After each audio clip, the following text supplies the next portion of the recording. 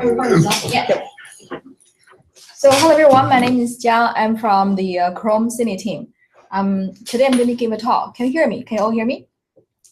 Okay. So today I'm going to give a talk on Project Ribbon, which is about layerizing the style engine by the CSS property. Here's the outline of the talk today. First, I'll go over the overview and the motivation of the project, why we want to do it. And then I'll cover the fundamental techniques of this project. Afterwards, I'll talk about the current status and the future of the project. And finally, there will be additional resources, including our wonderful team members and also design docs.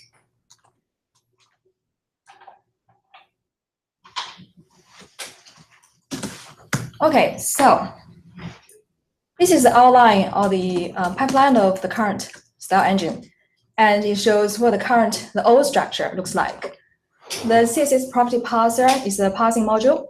It takes the style sheet as input and passes the property values. The output of that goes into the style resolver, which then builds the style rules. And the end result is the computed style. As you can see, in the old structure, the engine logic and the property logic are all bundled in one. For every module, not just one, but every module, there is an enormous switch case statement. So basically what it does is it looks like what is the current property ID, and then calls the helper functions and perform the task accordingly. So in the example for the style resolver, if the ID is color, then it calls the color associated functions, and if it's width, then it calls the width associated functions. So as you can see, there's several problems with the old structure. The first one is it is difficult to maintain. Anytime we try to add a new property or we try to modify the existing property's behavior, we have to change these enormous files. And secondly, it is difficult to track down the bugs to the relevant properties responsible for the bugs, because everything, the engine logic and the property logic are all in one. You have to look at all the entire file. And also it is slow essentially because of the switch case statement. You have to check what is the property ID and go through every one of them. So because of these issues, we started Project Ribbon. The goal of the ribbon is to separate the engine logic from the property-specific logic. There are several benefits we want to achieve from this project. So first, it is clearer code because of separating the engine logic away from the switch case statement. And secondly, which is also really important, is we want to be able to support custom properties in the same way as the built-in properties. And additional benefit is this can improve the performance.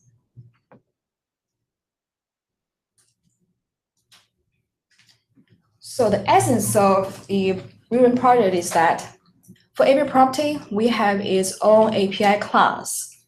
And the API class for every property knows how to deal with property-specific logic. So as you can see, the parser module and the resolver module as call site, they'll be able to call the related or relevant property class for any property ID. Essentially, the call site just calls the class and then forward the work to the actual class. So this is the high-level view. There are two fundamental techniques under Ribbon. The first one is the API class structure we use. And the second one is the property dispatch, which I'm going to talk about next.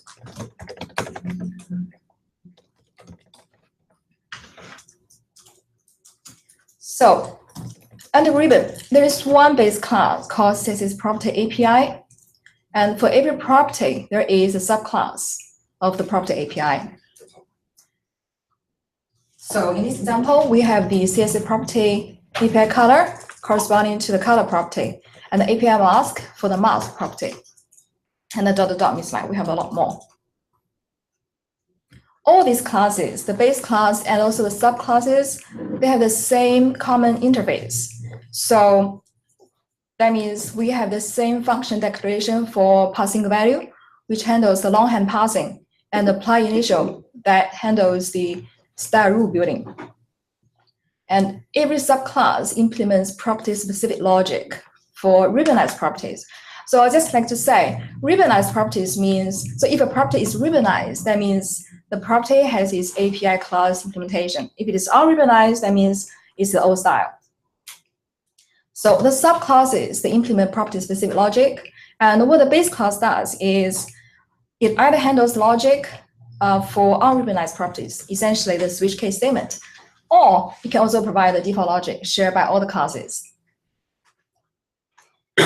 One thing to note is we designed this API class structure specifically to work with a property dispatch via the virtual class pointers. You will see next why we want to use this API class structure. So what is property dispatch? So let's suppose we have API classes implemented for properties already. And then the call side, such as a parser module. For a given property ID, it still needs to find out what is the API class that can handle the parsing of this property ID. So once it finds the property class, it can delegate the work. So this is what we mean by the property dispatch. So how can the call side know which API class to call? So there are two options we implemented and experimented as well. The first one we tried was called the descriptors of function pointers. And the second one is the arrays of virtual class pointers. So our experiment shows the second approach is giving us better performance, and that is what we're doing, what we're using now. But in this talk, I'm going to cover both of these options. So let's look at the descriptors approach first. So first thing we notice is there is an array of CSS property descriptor. And there is one descriptor for every property. Descriptor is essentially a group of function pointers. So for example, in this example, you can see API color, column, passing value. That means color property has API class function passing value implemented. But the second one is null pointer, meaning the corresponding function is implemented for the color property. And again, in the second example, the first function pointer is null, meaning the passing value is implemented, and apply initial is implemented for the mask property. So really, just to summarize, any function pointers, if they are null, that means the corresponding API class function isn't implemented. And this array is indexed by the descriptor, is indexed by the property ID. And we provide this utility function to return a descriptor for a given property ID. And this example of using descriptors approach to handle longhand parsing. So the input is the property ID. The first thing it does is it looks into the array of descriptors and find out the descriptor for this property ID. And then it checks, oh, do we have this passing value function implemented? If it's implemented, the function pointer is a null, then we simply call the function. But if it is null, then we fall back to the switch case statement, which is the old style.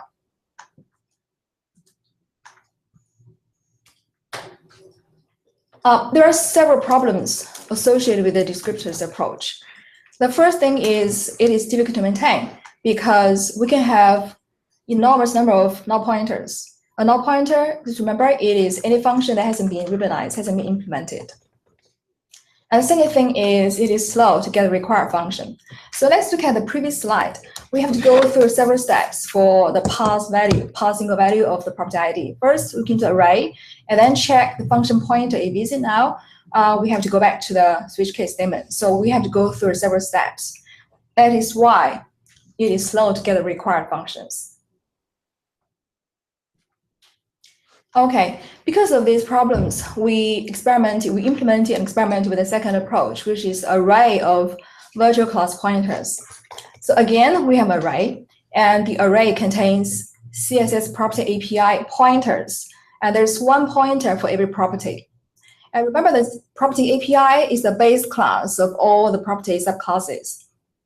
But inside the array, what we store is actually the pointers pointing to the actual class corresponding to that property. So API color corresponds to API class for the color property and a mask for the mask property. And the first one is pointing to the base class because the base class handles the logic for unribbonized properties and also handles the default logic. So anytime you don't have the property ribbonized, or if you want to use the default logic, you can pass the base class pointer to it. And again, we have this utility function to return you the CSS property API given the property ID. But the API return is the actual class for the property, or the default one if you want to use it. So this is, again, how we can pass longhand using the array of virtual class pointers. It is really straightforward. We only need to look into array, get API, and call the passing value. There's no more checking of function pointers being now or not now. So it's really clear and simple to write. There are several benefits of this new approach. The main benefit is we never need to check the pointers being now, and also the code is cleaner, I hope, as it is quite obvious. Additional benefit we saw was the performance boost. So what we mean by that is our experiment showed it is faster to get the required class and also implementing functions using this approach compared to the descriptors approach. We ran some experiments to compare the descriptors and to compare actually different structures in order to get the required functions. And this shows the amount of time needed to get the required functions. And we ran experiments on different number of classes. So the first group of columns shows the experiment using 10 classes. And the second group of column is 100 classes, etc., until 1,000 classes. In every case, we assume 2 methods per class. The focus is on the blue column and also the purple column. The blue column is the number of ticks for using the descriptors approach, and the purple is using the array of virtual class pointers. As you can see, it is always better to use virtual class pointers.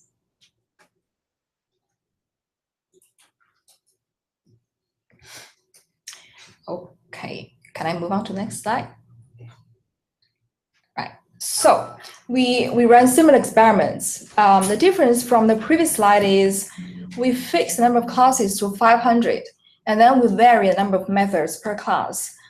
So the first column shows 2 methods, and then 10 methods, up to 50 methods. Again, if we compare the blue column, which is the descriptors approach, and the green column, which is the array of virtual class pointers, we see virtual class pointers perform better than the descriptors approach.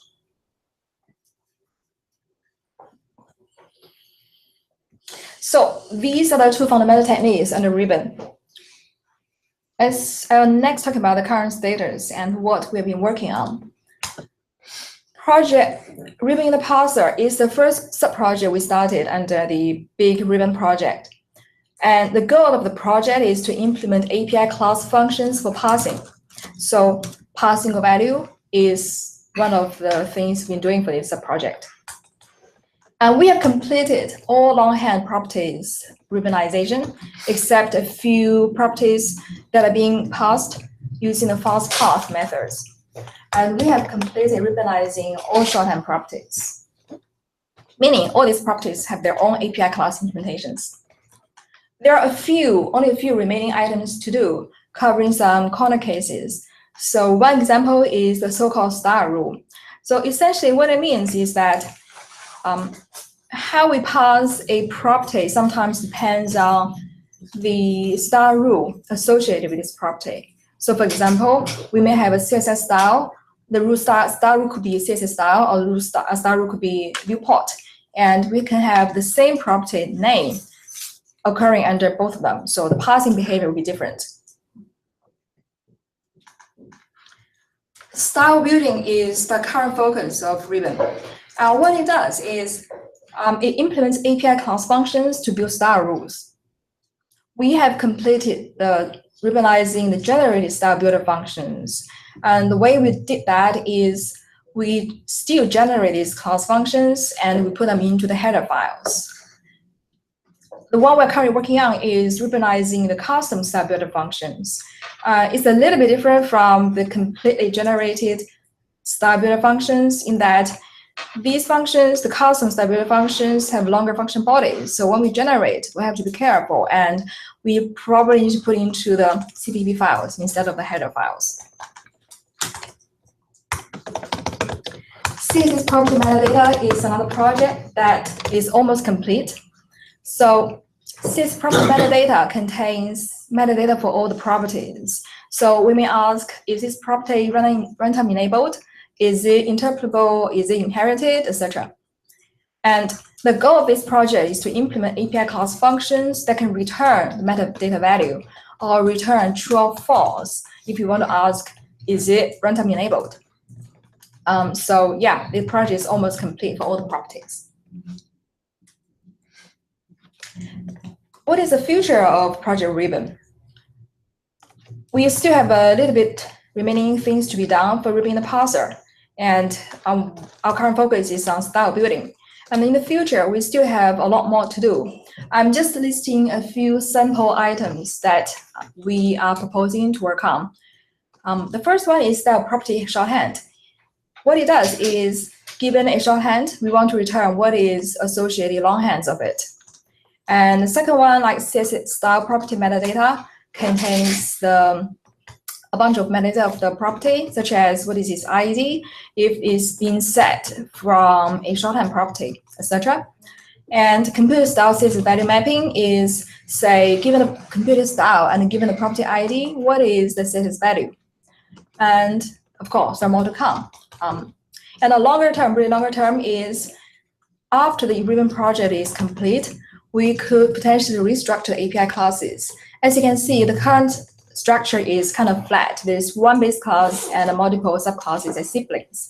But during this Ribbon project, we realized we could have greater code sharing by having a bit deeper API class structure.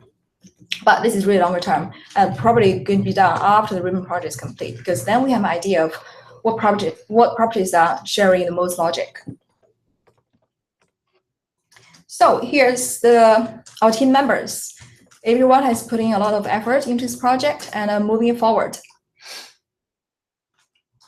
So I'm here just as a rep of the team, and I'm putting the email, and you are more than welcome to contact any of us. And finally, some additional resources, really the design docs contain a lot of details if you're interested. I think the slides will be shared with all the attendees, then you can check it out later. And I probably have a couple of minutes just to cover the additional benchmark. So earlier we had this runtime, the amount of time taken to get the required functions. And we also ran experiments on how long it takes to actually call the functions. And here what we can see is the descriptor and the virtual table approach, they don't really differ that much. So this slide shows 2 methods per class, and we vary a number of classes, again, from 10 to 1,000. And the next slide shows we fix number of classes to 500, and we vary a number of methods between 2 and 50. And again, it measures the amount of time needed to call the functions. So again, the descriptor and the virtual vtable approach, they don't differ much. So our experiments actually concluded, what we concluded from the experiment is the vtable approach, the array of virtual class pointers approach, is faster to get us the required functions. But in terms of runtime, in terms of the time to call the functions, they are kind of similar. So this would be the main takeaway from experiments of between these 2 approaches. So that's it. Any questions?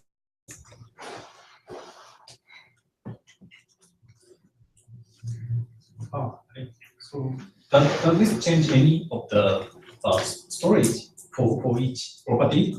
Storage for each property? Storage, I mean, if these values have these properties, then we already have some style data structure. And does this project change the storage itself, or parsing part is the only thing that you work on? Oh no, parsing isn't the only thing we're working on. So firstly, if you're asking if we're increasing the memory storage, then it doesn't increase the memory storage, and it doesn't increase or doesn't reduce. It doesn't increase the storage. Oh, doesn't. It doesn't increase the storage. And based on the current experiments we have so far, it's probably about the same. And the key of this project is that we have a better implementation. You can regard it as layerizing engine, because one layer is engine logic, the other layer is the property logic. Or you can also regard it as turning the style engine into more object-oriented style. So every property is standalone API class. It has its own logic.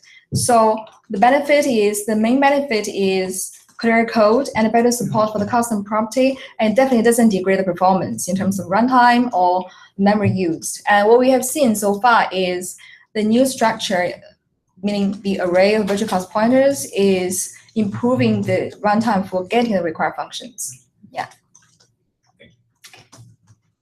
Can you talk a little bit about how shorthand dispatch works? Do you go through the virtual functions for that as well, or is that dispatched directly by name?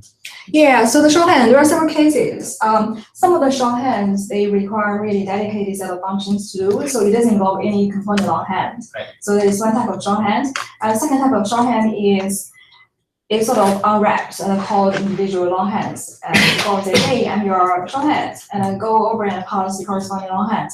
So there's no single rule to handle that. And the way we did that is we analyze the code and see what is the best way. Best way is in simpler code, less duplicate, and those are making sense. Thank you. This might be a dumb question, but what is a virtual class pointer? Sorry, what's that? What is a virtual class pointer? Yeah, so let me just go back to this slide. Yeah, so the virtual class pointer, so the array contains a bunch of pointers, all pointing to the base class. But actually, because we're using a virtual class, the base class and subclass, they are virtual. They have this virtual keyword. That means although we are storing the pointers to the base class, at runtime when we call, we can actually call the actual class, So which is the subclass. That's why we call the virtual class pointers. are these classes instantiated somewhere? Oh, it is static, as in they don't have the, well, yeah, you can say instantiated in the sense that we already create these static classes. So at the top 3 lines, we have a CSS property API for the base class. The second one is the color class for the color property and the mask class for the mask property. And so these are the 3 classes. And when we create this array, we are saying we point to the default class, color class, and mask class, but the declaration says the type is pointing to the base class. I see. So it's an array of pointers to objects. Yeah. Of So it's those virtual classes. because we are using the same base class pointer type. I see. Yeah. Thank you.